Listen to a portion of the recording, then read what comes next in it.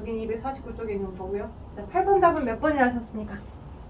네, 맞아요. 2번입니다. 2번. 자, 9번 같은 경우에 생태계 먹이 관계에서 에너지가 전달될 때 상위 영역 단계로 갈수록 전달된 에너지가 감소하는 이유는 걔네도, 그러니까 현 단계에서 자신의 세포배의 에너지를 사용하고 남은 일부만 상위 영역 단계로 가기 때문이다라고 써주면 되겠죠? 오케이. 자, 다음 10번 답은 몇 번이라 하셨습니까? 5번. 네, 5번 맞습니다. 5번. 10번에 249쪽 10번에 5번입니다. 자, 11번 답은 몇 번이라 하셨나요? 4번. 네, 맞았습니다. 4번입니다. 자, 11번은 각 영양 단계에서 가지고 있는 에너지량인데 280에 26.8에 1.2에 0.1 이렇게 나와 있습니다. 자, 답은 3번입니다. 자, 13번 같은 경우 한번 봐보도록 할게요. 일단 자료가 처음 봐본 것 때문에 이게 뭘까라고 생각할 수 있는데 하나씩 보면 됩니다. 감소를 시킨 생물이 이 짝에 있어요. 그러니까 근데 A, B는 뭐 중에 하나다라고 했어요. 1차나 2차 소비자 중에 하나입니다 라고 정보를 줬기 때문에 그런 거 같다. 그러면 누가 1차고 누가 2차냐 이렇게만 찾아내면 되는데 당연히 녹조류가 가장 생산자겠죠. 그러니까 생산자가 맨 밑바닥에 있었는데 거기에 영향을 받는 녹조류를 감소를 시켰더니 먹잇감이 줄어드니까 A든 B든 아무튼 연쇄적으로 감소했을 거예요. 근데 이건 쉬워. 자, 근데 이제 A라고 하는 걸 감소시켰더니 녹조류는 증가했대. 그러니까 A라는 걸 감소시켰는데 녹조류의 수가 증가했대. 근데 B라고 하는 것이 이게 잘못된 정보다라고 하는 건 아니잖아. 거기 정보에서. B라고 하는 개체수를 감소시켰더니 또 녹조류는 또 녹조류는 어떻게 됐대요? 감소했대요.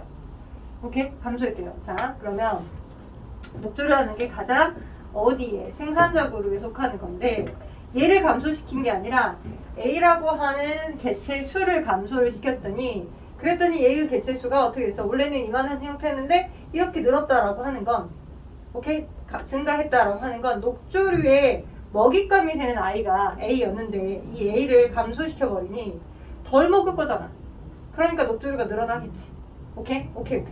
자, 그리고 또 B에 대해서도 생각하면 녹조류 만약에 A, B의 영양단계 상위 이렇게 영양단계로 갔었을 때 얘를 감소시켜버리니 B가 2차라고 한다면 얘가 감소가 돼버리니 그러면 그것에 의해서 영양은 얘가 증가될 거잖아. 그치? 왜냐면 얘가 포식자인데 A라고 하는 것의 포식자가 B인데 얘를 감소를 시켜버렸더니 이게 지금 표에 나와 있는 데이터야. 그랬더니 얘가 증가를 할 거고 얘가 얘를 많이 먹어줄 끼니까 그럼 얘는 연쇄적으로 감소가 돼버리겠지. 저기 나온 것처럼. 오케이? 그리하여서 우리가 어떻게 유추해 볼 수가 있다? 그래 너가 녹조류고 너 A고 너 윗단계 B구나 라고 보시면 좋겠구나 라고. 오케이. 그리하여 기억은 맞겠나요? 틀리죠? 니은은 맞겠나요? 틀리죠? 자, 기억은 증가다. 자, 여기 봐봐. A라고 하는 것의 개체수를 감소시켰더니 B라고 하는 건 어떻게 돼요? 감소시켰더니 너는 증가돼야 되겠지, B가. 그죠? 오케이. 아닌가? 잠깐만. A라고 하는 감소가 맞네. 우리 증가가 아니야. 왜냐면 A가 B의 먹잇감이잖아. 그럼 B도 감소돼야 되겠지. 그지? 감소.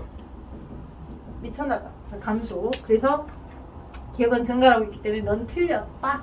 그지? 그 다음에 3번 디귿. 자, A는 1차 소비자에게 먹힌 녹조류 양이 증가해서 나타난 변화다. A라고 하는 게, 그죠? 녹조류의 먹잇감이, 그지? A라고 하는 것이 증가돼서 녹조류가 많이 먹혀버리니까 그래서 감소된 거예요 라고 볼 수 있는 결과값에 해당하는 디귿만 맞겠습니다.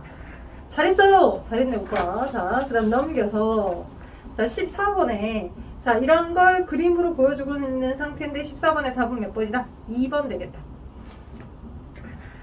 15번 카이바브 고원 생태계에 대한 자료입니다. 자, 이거 많이 봤던 것처럼 기억의 원인은 기억처럼 사스민 개체수가 급격히 증가한 이유는 왜 그런다고? 포식자가 감소했기 때문에. 그치? 늑대가 감소해서. 자, 근데 니는 왜 그런다고? 사슴이 너무 허허벌판처럼 너무 많이 늘어나니까. 그치? 초원의 사슴의 먹잇감, 초원의 수가 감소돼 버려서 그런 거죠. 자, 기름이 유출된 형태의 지역의 일부 모습입니다. 생태계 평형에 어떤 영향을 미치는지 생물 다양성과 연관지어서 서술해 봅시다. 당연히 그 환경이 변화돼 버리니까 생물의 다양성이 감소가 돼 버린 거죠. 특히 이 생물이 생존할 수 없을 만큼의 유출이 돼 버렸잖아요. 기름 유출이. 그래서 그런 환경적인 영향이 바로 먹이 사슬을 거치면서도 영향을 받겠구나라고 써보실 수 있겠습니다. 환경 파괴가 공간의 파괴를 일으키고 생물 종의 다양성을 감소시킨다. 자, 17번의 답은 몇 번? 3번. 18번 답은 자, 보시면 가가 생태 통로, 나가 지금 옥상 녹화, 다가 옥상 녹화 사업 같고요. 옥상 정원. 나는 이제 그 도시 사이사이에 생태 숲을 조성하는 형태의 그림이 나 그림입니다. 따라서 18번의 답은 1번 되겠습니다. 나이스. 자, 오른쪽 251쪽에 1번 갈게요.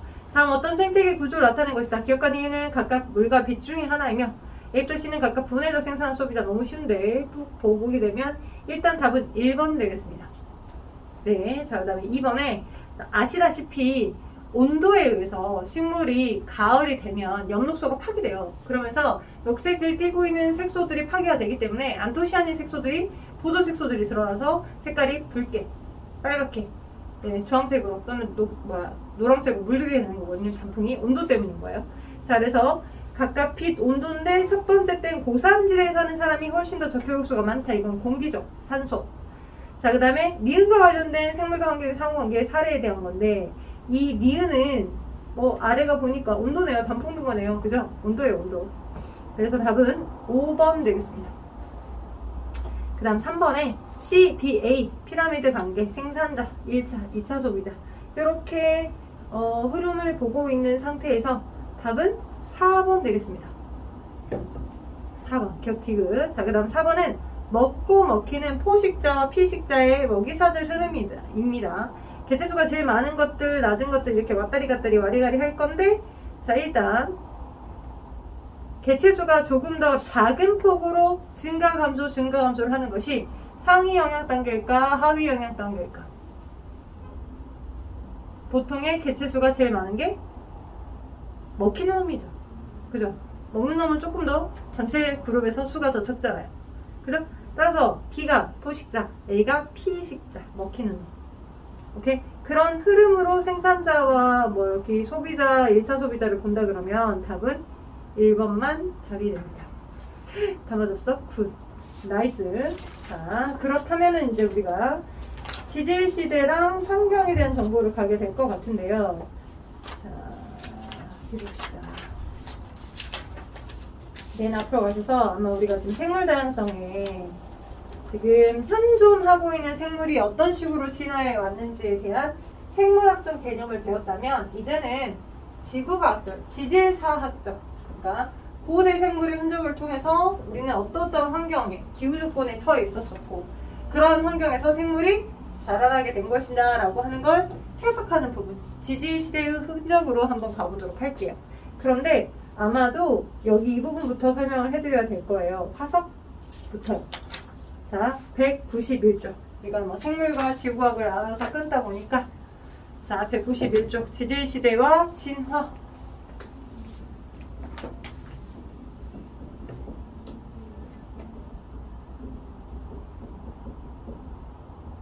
여기서부터 가보도록 하겠습니다. 진화의 여러 가지 이론들은 생물학적인 여러 이론들은 자연 선택설은 진즉 설명했을 거고 현존 생물들이 그런 환경에 있어서 이렇게 적응해 와서 된 것 같아 라고 얘기하는 거와 좀 다르게 과거 생물의 흔적을 보는 거죠.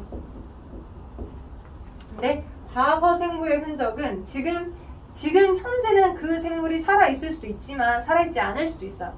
예를 들자면 고사리라고 하는 식물은 과학자들이 볼 때 아주 오래된 현재도 살고 있는 화석입니다. 걔네들은 굉장히 오래전 양치식물이니까 굉장히 오래전 고생대 때부터도 번성하기 시작해서 지금도 계속 번성하고 있는, 그리고 특정 기후 조건과 환경 조건에서만 살고 있는 그 지역에 나타내주는, 그 지역을 대변해주는 일종의 화석이에요. 오케이? 그런 화석도 있겠지만 기후 조건이랄지 이런 것들이 다 급변하면서 그 시대를 대변해줄 만큼 딱 그 시대만 작고 굵게 살고 뒤져버리는 아이들이 있겠죠. 그래서 그 시대를 대변해준 형태의 화석도 존재해요. 여튼 화석이라고 하는 게 생물의 흔적이니까 그 화석 연구를 통해서 우리는 이러이러한 환경에서부터 생물들이 이렇게 달라졌을 거고 기후 조건도 또는 수륙 분포 또한 그렇게 달라졌을 거고 그런 환경에서부터 이렇게 진화해 왔겠구나 라고 추정하고 있죠.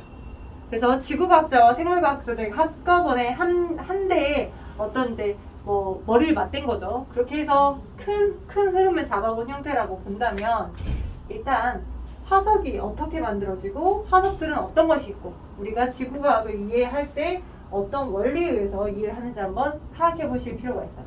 크게 지사학의 뭐 5대 법칙이라고 하는데 5대 법칙을 다 알아두실 필요는 없고 동일 과정의 법칙. 우리가 뭔가 과거를 이해하려면 현재도 일어나는 일이 현재와 비슷한 환경에 만약 처해 있다면 과거도 동일하게 일어났을 거다라고 해석하는 게 맞다라는 거지. 네, 과거에는 달랐고 지금은 이래. 과거는 달랐을 거라고 하면 과거에 대한 추정이 어렵잖아. 그래서 동일하게 일어났을 거다라고 보는 거. 그게 지사학의 5대 법칙 5개 중에 일부입니다. 그래서 아까도 얘기했던 것처럼 고사리. 지금도 살고 있는 화석. 오케이? 어떤 환경에서? 온난, 다습한, 육지에서. 그래서 그런 환경을 대변해 주는 거야. 오케이? 그리고 고사리뿐만 아니라 어떤 거 지금도 살고 있는 뭐 산호, 얕은, 따뜻한, 얕은 바다. 지금도 이 환경에 살고 있잖아. 그러면 어떤 지층 안에 산호의 화석이 박혀 있다면 그 지층은 예전에 굉장히 얕은 바다였겠구나, 따뜻한 지역이었겠구나라고 하는 걸 이제 우리가 단정할 수가 있겠죠. 추정할 수가 있겠죠. 고사리나 산호, 조개 같은 거. 깊은 뻘과 같은 바다. 뻘이 형성되는 바다. 이렇게 지금 현재 시대에도 살고 있는 아이가 과거를 단정할 수 있는 형태로 보여줄 수 있는 이런 화석들을 우리는 무슨 화석이라 하냐면 시상화석이라고 얘기해요. 시상화석. 오케이? 얘의 조건은 뭘까? 시상화석이 될 수 있는 조건은 시상화석이 되려면 어떤 조건을 가지고 있어야 될까? 그 환경에 여전히 살고 있어야 돼. 지금 현재도 살고 있어야 돼. 오케이? 어떻게? 자, 생존 기간이 길 것. 과거에도 그런 환경이 있었다면 지금도 똑같이 그 환경에 있어서 과거가 이런 환경이었을 거다라고 단정 지을 수 있으려면 생존하고 있는 기간이 길어야 되겠지. 오케이? 그렇다면 그 아이가 환경을 대변해주는 그 화석들이 그때 그 환경을 대변해주는 형태였었다라고 하면 그지? 그러면 두 번째 어찌해야 돼? 분포 면적이 여기도 살고 저기도 살고 저기도 살고 막 다양하게 살면 될까? 여기서 말하는 건 이런 환경이 아닌 다른 환경 각각 여러 환경에서 살면 되겠냐는 거지. 안 되겠지. 그 환경에서만 제한된 그곳에서만 제한된 그 환경 조건을 대변해주는 그곳에서만 살아야 되기 때문에 생존 기간은 길어야 되지만 제한된 그곳 분포 면적에 존재해야 되겠죠. 왜? 그 환경을 대변해줘야 되니까. 이게 시상화석의 대표적인 조건이 됩니다. 오케이? 그리고 우리가 이제 요 시상화석도 과거를 추정할 수 있는 단서가 되긴 하지만 이것도 있어요. 뭐 방사성 동위원소를 이용해서 지층의 땅속의 절대 연령을 우리가 계산해낼 수 있어요. 물론 일반적인 사람들이 계산하기는 어렵고요. 과학자들이. 그치? 지층 속에 여러 원소들이 포함되어 있죠. 그 원소들 중에 자 방사능, 그러니까 일정 시기에 그게 특정 또 다른 자원소로 분괴가 되는 특정 원소가 포함되어 있어요. 그걸 동위 원소라고 하고 방사성 동위 원소라고 하는데 그 원소들의 함량을 보는 거야. 내가 이제 어떤 지층을 봤어. 여기 뭐 일단 여러 가지 화석들도 뭐 A 화석, B 화석, 뭐 C 화석이 이렇게 박혀 있는 상태인데 자 보통의 경우 지사학의 5대 법칙 중에 또 하나 역전되지 않는 이상 정합의 법칙. 순서대로 쌓여있다라고 해석하는 거야. 우리가 스페셜하게 이 지층은 역전되었다라고 하는 멘트가 없는 이상 아래서부터 위로 순서대로 지층이 쌓여져 갔다라고 해석하자라는 게 기본적인 원리야. 오케이? 그리고 이 지층 각각에 포함되는 화석들이 좀 다르게 있겠고 그리고 그 화석이 만약 표준 화석이 포함되어 있다면 예측은 쉽겠지만 절대적으로 이 지층의 나이를 계산하기 어렵겠잖아. 그 나이를 제대로 계산하게끔 하기 위해서는 그 지층 안에 포함된 방사성 동위 원소가 있어. 그 특정 방사성 동위 원소가 일정 시기가 지나면 방사성 동위 원소마다 다 시간은 다르겠지만 일정 시기가 지나면 모 원소가 자 원소로 반으로 분해돼. 그 시간이 딱 정해져 있어.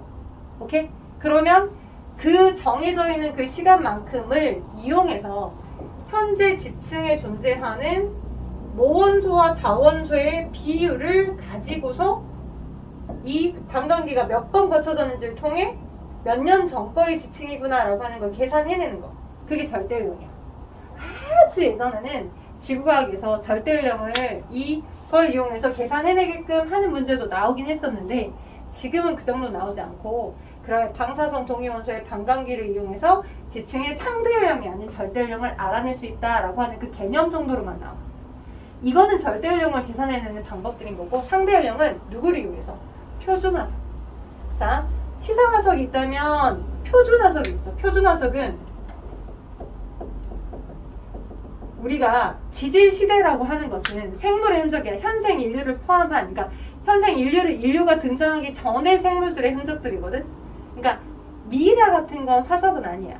미이라는 인간의 흔적이니까. 인간이라고 하는 것도 지질시대의 일부의 신생대 거의 말기를 우리가 말신생대 저기 진행하고 있는 그 시기를 살고 있긴 하지만 우리 인간이 나오기 전의 생물들의 흔적을 보는 그것들이 지질시대거든.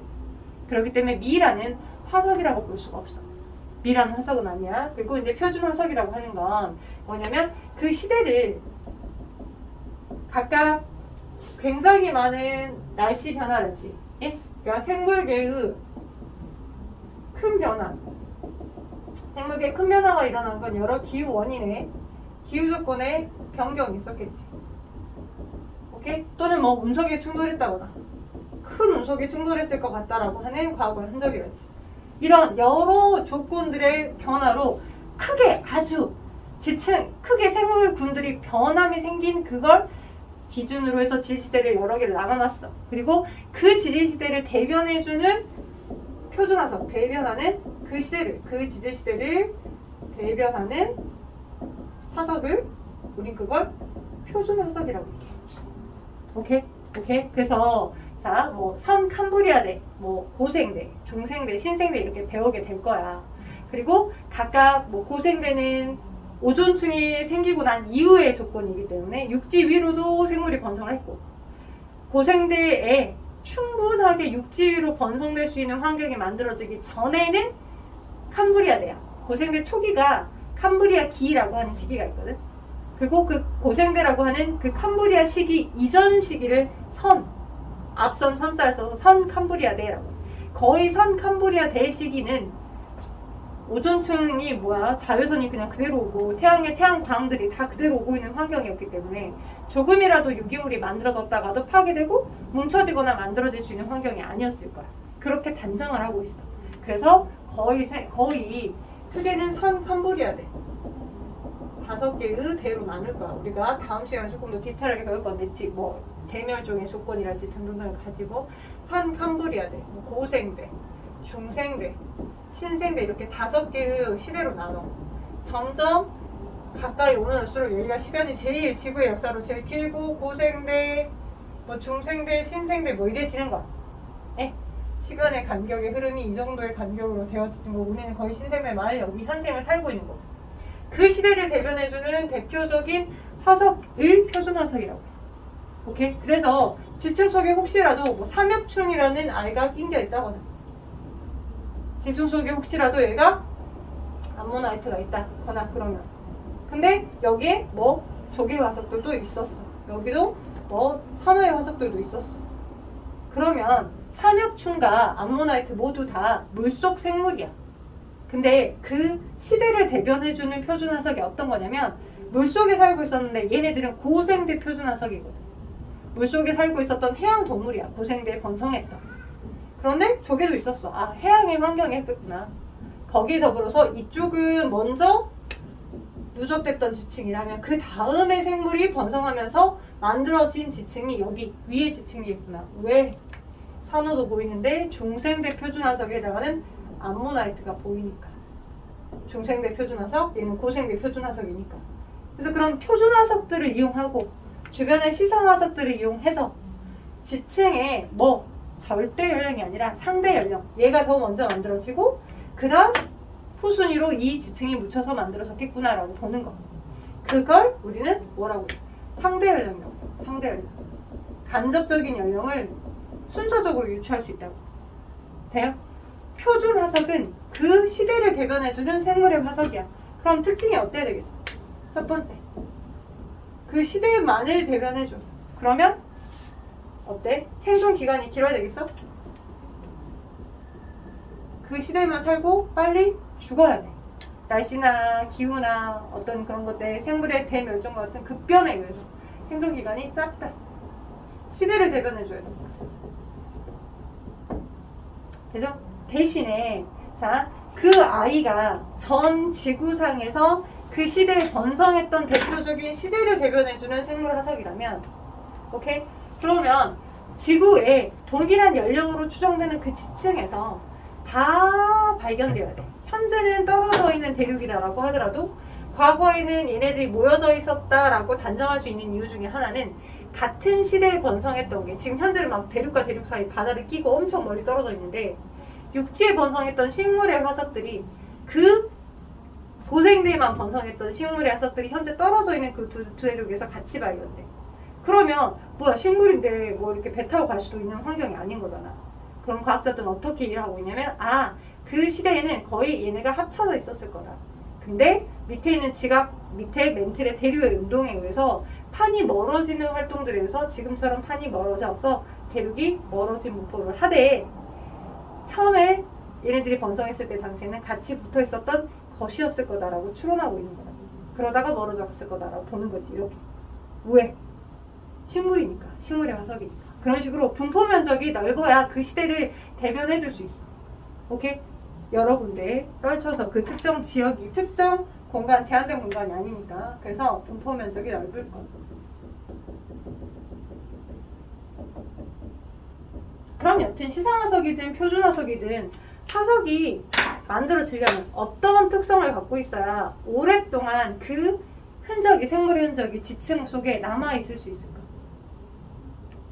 화석으로 남으려면 우리가 고무차를 가지고 어떤 흔적을 만들었어. 근데 그 흔적을 만든 걸 바탕으로 오랫동안 유지를 하고 싶어. 근데 내가 열심히 막 만들었는데 동생이 와서 막 뭉개버렸어. 그럼 그 생물의 흔적이, 내가 만든 그 흔적이 그대로 남아있지? 않잖아. 그게 그 상태 그대로 원존이 보존하게끔 하기 위해서는 어떤 작용을 거쳐야 될까? 일단 개체 자체가 물렁물렁하면 안 돼. 단백질로만 되어 있다거나 물렁물렁한 연약한 구조로만 되어 있으면 얘가 부패돼서, 유기물들은 다 빨리 부패되잖아. 우리 살들은 죽으면 우리 화장하잖아. 그럼 살은 다 뼈 가루만 남고 뼈만 남아서 뼈를 가루화시켜서 우리가 이제 그걸 복원하잖아. 유골함이라고 해서. 근데 우리 붙어있는 살들이랄지 지방이랄지 이런 거, 머리카락들은 다 타요. 없어져, 이런 유기물들. 그러니까 유기물들로만 되어 있고 단단한 구조가 만약 남아있는 생물체가 아니라면 화석으로 오래 그 형태를 그대로 보존할 수 없어요. 그래서 단단한 구조가 있어야 돼요. 오케이? 그래서 갑주어 같은 경우가 고생대의 어떤 특정 시대를 대변해주는 표준 화석이거든. 현재 어류들보다 뭔가 탄탄한 구조의 철갑과 같은 그런 단단한, 우리 철판 오징어가 아니지, 갑오징어 알아? 갑오징어 되게 단단한 부분 갖고 있잖아, 일반 오징어보다. 그러한 형태의 구조를 가지고 있는 어류였어. 그래서 어류의 선족역 갑주어라고 보고 있는 거야. 그런 단단한 구조가 남아있었기 때문에 현재 지층에 묻혔을 때도 그 구조의 형태를 유지한 상태로 계속 오랫동안 화석화로 남아있을 수 있었겠지. 상대적으로 아까 얘기했던 선캄브리아대는 지금으로부터 되게 오래되기도 했거니와 얘네들은 거의 바닷속에 살고 있는 단세포 생물들밖에 없었어.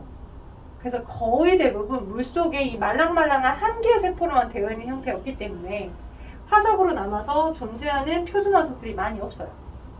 왜 선캄브리아대의 표준화석들이 많이 없냐라고 하는 거 많이 물어봅니다. 왜? 거의 단세포 원핵생물이었고 물속에 존재하고 있었겠지만 걔네가 거의 대부분 어때요? 말랑말랑한 구조여서 단단한 구조도 없었고 거기다가 지금으로부터 굉장히 오래되었기 때문에 지각 변동도 수차례 겪었어. 지각 변동도 많이 겪었고 지층이 많이 끊어졌다 붙었다 막 윤기랑 침강이랑 그런 것들 많이 겪었을 거라 남아서 그대로 그 형태를 유지하는 비율이 적었을 거라. 오케이? 근데 이제 생물이 폭발 이제 성칸부리아대에서 고생대로 넘어가는 성칸부리아대 말 고생대 초기에 거의 대부분 물속에 광합성을 하는 생물이 많아지면서 오케이? 바닷속도 산소로 풍부해지고 바닷속이 산소로 풍부해지니까 대기조에도 산소량이 많아지면서 오존층이 생기기 시작한 거야. 오존층이 생기기 시작하면서부터 생물의 폭발이 생긴 거야. 뭐 태양으로부터 오는 유해한 자외선을 차단할 수 있었기 때문에. 되죠? 그리고 고생대는 또 기후변화가 여러 군데에서 각각 있었고 대멸종도 3군데에서 왔다 갔다 했었어. 그리고 우리가 단순화시켜서 지질사학을 이야기가 좀 되게 어려웠기 때문에 입체적으로 판단해야 되는데 아무튼 기후변화랄지 그런 여러 가지 조건들에 의해서 고생대의 생물들도 급변한 형태라다 보니까 다양한 화석들을 가지고 있는 게 고생대의 화석들이에요. 돼요? 그래서 표준 화석들에 대해서는 제가 다음 시간에 한번 다시 내용을 드려볼 테니까 아까 표준 화석이든 시상 화석이든 화석화가 될 수 있는 조건 191쪽 봐봐. 그래서 화석화가 되기 위한 여러 가지 조건들 중에 보시면 화석화가 되기 위한 조건들 중에 개체수도 많은 데다가 넓은 지역에 분포해야 되고 단단한 구조를 갖고 있어야 돼. 그리고 메모리 된 다음에 빠르게 그 형태가 흐트러지지 않도록 빨리 묻혀야 돼. 근데 묻히되 혹시 변성암, 화성암, 퇴적암 알아요? 변성암은 열과 압력을 마그마의 열과 압력을 받은 그러니까 기존의 암석이 있고 기존 암석이 마그마에 의해서 주변의 열과 압력에 의해서 변해서 만들어진 거고 마그마가 빨리 식냐 천천히 식냐 마그마가 식으면서 만들어진 게 화성암이에요. 퇴적암은 퇴적물의 종류에 따라서 순전히 한 종류의 퇴적물이 퇴적되느냐 그렇지 않느냐에 따라서 퇴적암들의 미세 결정의 사이즈에 따라 달라. 그럼 봐. 마그마가 유입되어 들어오게 되면 만약 거기에 묻혀져 있는 화성암에 묻혀져 있는 어떤 화석이 있었다라고 하자. 마그마가 유입되어서 변성이 되어버려. 그러면 화석이 그대로 남아있기 어렵겠죠. 그러니까 변성암이나 마그마가 식어서 만들어진 화성암이나 여기서는 화석이 잘 발견되기 어렵습니다. 근데 퇴적암 특정 뭔가가 쌓여서 만들어진 암석 지층 속에는 화석이 많이 발견돼요. 그러겠죠? 특히 어떤 퇴적암에서 혹시 쉘 알아요? 쉘? 산? 석회암? 여감? 여감은 주로 자갈이 퇴적된 거. 사암은 주로 모래가 퇴적된 거. 쉘은 진흙이 주로 퇴적된 거. 아주 중학교 1학년 때 배웠던 기억나죠? 석회암은 석회질 물질. 뭐 조개 껍데기나 그것들이 빠개져가지고 고미세한 가루들이 쌓여져가지고 만들어진 거.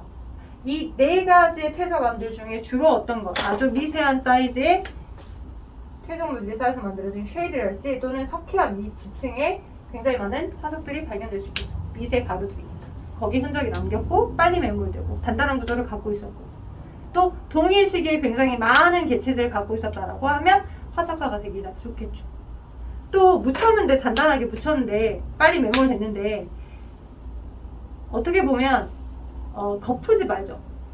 붕어빵, 잉어빵 이렇게 틀이 있고 거기에 이제 다른 게 채워져가지고 그 틀 안에 입체적인 형태를 만들잖아. 그러니까 누군가 생물의 똥, 뭐 공룡의 알, 공룡의 배설물도 화석이긴 하지만 생물이 죽어서 묻혀져 있는 형태, 살아있는 형태 그대로 남기는 어렵죠. 죽었는데 살은 다 썩어 문드러지고 뼈는 그대로 남고. 근데 이 입체적인 형태가 남으려면 뼈 주변에 이 살들이 다 부패되고 난 다음에 나머지 그 입체적인 공간이 다른 물질로 채워져서 입체적으로 채워져야 그리고 계속 묻혀져야 그 틀 그대로가 남을 거잖아. 이해되지? 그래서 그 틀 그대로 남게끔 하기 위해 물속에 존재하는 광물질이랄지 그걸 채울 수 있는 물질들이 빠르게 유입이 되어서 그 형태가 채워질 때 화석으로 남을 수 있는 확률이 높은 거야. 오케이? 그래서 화석화되기 위한 조건 거기 꼭 기억하실 것. 어떻게? 자, 빠르게 묻혀야 되고요. 유해가 썩기 전 빨리 퇴적물에 묻혀 보존되기도 해야 되고 그 다음에 뭐 다른 것들이 들어와서 여러분 책 191쪽 그 네모난 부분 세 번째 있다.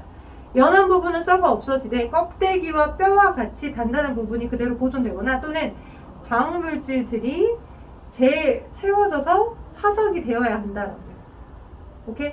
그리고 그렇게 화석으로 남아있는 그 지층이 침식을 당한다거나 지표에 드러난다거나 해서 우리가 화석으로 판단할 수 있겠죠. 그리고 한 장 더 넘겨보면, 그래서 우리가 화석으로 알 수 있는 여러 가지 나와 있고, 뭐 치환작용이라 탄화작용이랄지 삼투작용이라 여러 설명들 나와 있어요. 나중에 이제 규화목 같은 경우는 그 원래 있었던 성분이 조직이 바뀌면서, 조직은 유지하되 성분이 바뀌어서 만들어진 형태야. 뭐 호박석이라고 들어봤는지 어쩐지 모르겠는데, 광물 화작용을 바뀌면서 그 형태는 유지하되 그게 좀 바뀌어지면서 외관의 형태는 유지하되 어떤 그 광물의 성질은 바뀌면서 만들어진 형태가, 그걸 규화목이라고 하고 치환작용이라고 하거든. 그리고 탄화작용 같은 경우는 그냥 그 뼈가루들이랄지 이런 것들이 메모리 됐고 눌러졌어, 압력에 의해서. 근데 그게 이제 다른 재질의 고체 유기물이 가열된 탄소를 포함하고 있는 액체화 연료로 된 거지. 그게 석탄이나 석유들이잖아. 이것도 일종의 화석이야. 그런 탄화작용을 통해서 우리가 그런 탄소 유기물들을 연료로 공급받는 거잖아. 그래서 탄화작용 형태도 화석화였고요. 광물이 침투돼서 만들어진 형태들도 화석에 올렸는데, 정확히 디테일하게 화석화 작용을 다 나누라라고 나오진 않는데, 화석의 전반적인 종류들의 차이, 이 정도를 좀 기억해 주시면 좋을 것 같아요. 그래서 탄화작용이랄지 또는 치환작용도 규화목 같은 건 있구나, 그 정도는 알아두면 좋을 것 같고요. 자, 화석으로 알 수 있는 것들 아래 설명은 진즉했었어요. 표준화석과 등등등. 그리고 표준화석과 시상화석뿐만 아니라 그 지층 속에 표준화석이나 시상화석이 순서대로 녹아있는 게 아니라 약간 틀어졌다라고 하면, 아, 어디가 과거에는 육지였고 어디가 과거에는 바다였겠구나 라고 하는 수력 분포도 예측이 가능하겠죠. 그리고 지층의 대비, 위아래, 그죠? 어디가 먼저 만들어진 지층이고 어떤 게 나중에 만들어진 지층인지 보통은 순서대로 해석을 하는데, 만약 그렇지 않다라고 한다면, 아, 먼저 어디가 바다였었고 그러다 서서히 지층이 유흥지가 돼서 산 위로 올라가 있는 상태가 되겠구나 라고 하는 걸, 이건 문제로 풀면서 선생님이 감을 잡을 수 있도록 할게요. 지층의 대비 순서도 알아낼 수 있고, 대륙이 이동됐을 거다라고 하는 증거들도 잡을 수 있을 거고, 생물의 진화 과정도 마찬가지. 오래전의 지층에서 고래로 추정되는 그 화석과 최근의 지층에서 고래로 추정되는 화석의 뭐 전후좌우 흐름을 파악을 해봤었을 때 판단이 되겠더라, 진화 순서도. 요것만 한번 보고 가봅시다. 그렇다면 이렇게 이쪽이 분포 면적, 이쪽이 생존 기간이야. 시험 문제 많이 나오는 건 이거겠죠. 여기와 여기. 자, A, B 중에 B는 무슨 화석을 대변해 주는 걸까요? 분포 면적은 넓되 생존 기간은 딱 그 기간에만 살고 뒤지는 거야. 누굴까? 얘가 표준이에요. 근데 분표는 좁은 제한된 구역에서 분포되어 있고 지금까지 계속 살고 있는 거야. A는 그렇지, 시장. 환경을 대변해주는 화석, 여기는 시대를 대변해주는 화석. 오케이. 자, 그래서 자, 다음 시간에 지질시대의 환경과 생물이랄지 지질시대의 환경이 어땠었는지에 대한 설명은 다음 시간에 할 거라 200쪽 1번부터 6번까지가 숙제예요. 200쪽 1번부터 6번까지가 숙제. 얼마 안 내드렸어요.